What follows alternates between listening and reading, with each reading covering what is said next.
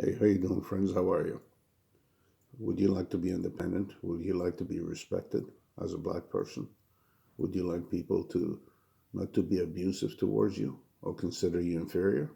Well, I tell you why we're having these problems in the black community. Because we simply depend on other people to validate us. We need to take control of our life. For example, we need to get the Congressional Black Caucus to start working for us. Not like what they did during the State of the Union when they were really trying to pick bones with Donald Trump because they're pissed off at him. Instead of being angry, they should actually work and try to get the bacon home for their constituents. I don't care what your feelings are, Mrs. and Mr. Congressman. You need to go out there and you need to get the money and you need to work for the people, not for you. Us black people, we always hoped on an external event to miraculously come drop out from the sky and also free us and we'll be accepted and loved by everybody. Well, I tell you what, first of all, we got to love ourselves. We got to quit killing ourselves in record number, 5,200 a year. We got to quit calling us all these other racial epithets. And secondly, we also have to consider, for example, there's no special magical event that's going to fall from the sky and save us. We know that, for example, when Obama got elected, you see Oprah Winfrey crying, Colin Powell, several black leaders, including Perry Belafonte, saying now things are going to change and no more excuses. Guess what? Fast forward a few years later, y'all are still complaining that Black Lives Matter and all kinds of other stuff. So obviously, nothing has changed.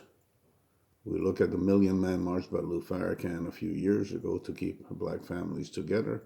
The opposite has occurred. We have an increase of single mothers looking after kids, making 60% of the wages of Caucasians. So therefore, what have we achieved? Not very much.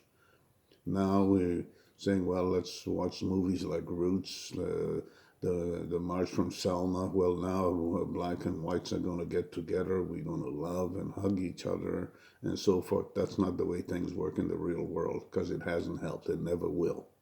It has been time tested all over the world.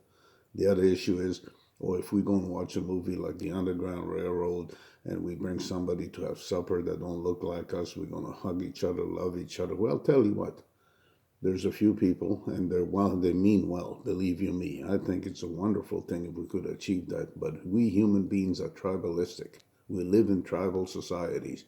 Call it racism, call it tribalism. It is what it is.